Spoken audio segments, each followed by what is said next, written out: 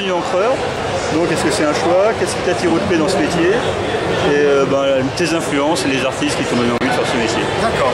Alors, j'ai toujours dessiné, bien entendu, comme tout le monde, mais à partir de la page blanche. C'est-à-dire que je prenais mon crayon, je dessinais, et ensuite je passais à l'ancrage. Mais pour être franc avec vous, l'ancrage, quand on dessine, on repasse ses propres traits, donc c'est un peu laborieux, fastidieux.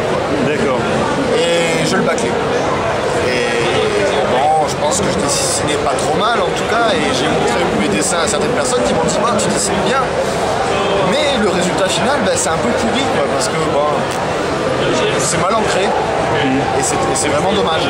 Alors ce sont Joanne Leroux et Éric Desriand de l'atelier Pop à Tours, deux dessinateurs de bande dessinée, je vous invite à regarder leurs travaux, qui m'ont conseillé de m'y mettre sérieusement à l'ancrage, c'est-à-dire de prendre des outils, et non pas simplement des feutres, des crayons, enfin des stylos de base, et de prendre des pinceaux ou des plumes pour avoir des pleins, des déliés, travailler les textures, etc., etc. Et là je me suis pris au jeu. Alors au début c'était dur, mais je me suis vraiment pris au jeu, c'est-à-dire que petit à petit, c'était plus le dessin qui m'intéressait, mais l'ancrage. Et suite à diverses péripéties professionnelles, je me suis retrouvé à un moment sans emploi. Et un ami qui s'appelle Doug Wetley, qui travaille chez Dark Horse sur des séries Star Wars, qui est je pense qu'on peut le dire, un ami assez proche maintenant, me dit mais t'as le système du chômage français, profites-en, reconvertis-toi, lance-toi dans le comics. Comme je ne me sentais pas de faire du dessin, parce que bon, comme je disais c'est l'ancrage que j'ai préféré, je me suis lancé dans l'ancrage et c'est comme ça que je suis là-dedans dans cette branche. Et maintenant, je dirais qu'une de mes influences, c'est Doug, justement, parce que c'est lui qui m'a dit allez, vas-y quoi. Vas-y, fais-le. En encreur, si je devais nommer certaines personnes, je parlerais de Doug Gerassi, qui est un encreur chez DC Comics, qui a un encreur très versatile, il est capable un petit peu de tout faire et il est très bon, bien entendu. Il y a Alfredo Alcala qui a ancré John Buscema sur les vieux Conan des années 70. Oui, voilà. Ça ressemblait à de la gravure, c'était fabuleux. Ce sont vraiment des personnes, comme je ne sais pas comment ancrer un décor, une page, un dessinateur, je me réfère à leurs bouquins, je trouve toujours des idées. D'accord. Quel est le rôle d'un encreur pour toi dans une bande dessinée? Que penses-tu apporter à un artiste ou un scénario? Alors l'encreur, c'est un peu le directeur de la photo, je pense. C'est-à-dire que s'il a bien fait son boulot, on ne le voit pas.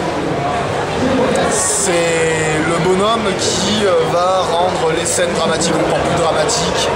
C'est le bonhomme qui va augmenter la profondeur de champ entre le premier plan et l'arrière-plan en faisant varier les épaisseurs des traits.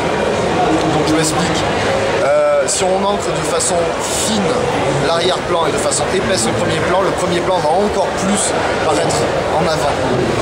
Et si par exemple un personnage est menaçant, on va augmenter les pleins sur le haut du visage et les déliés sur le bas du visage, et ça donne l'impression qu'il a une lampe torche sous le menton, comme quand on se fait peur dans le noir et qu'on se met la lampe torche, on a l'air menaçant.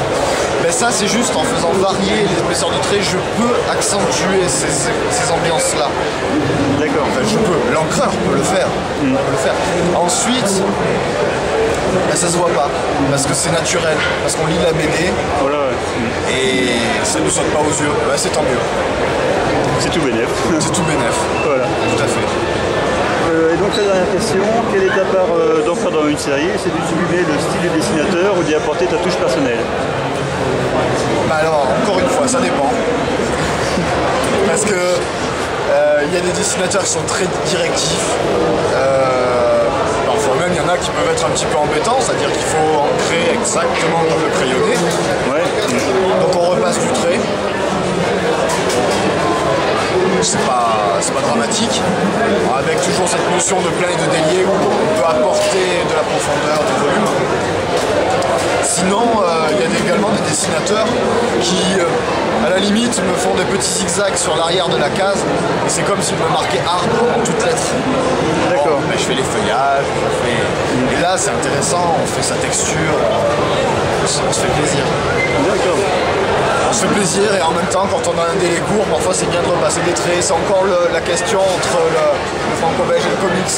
Voilà, c'est à rien au début finalement. C'est une question du délai. Du temps. Ok, bah merci beaucoup pour cette interview et bonne continuation et bonne chance pour ton avenir dans le monde des comics. Ok, merci beaucoup. Merci.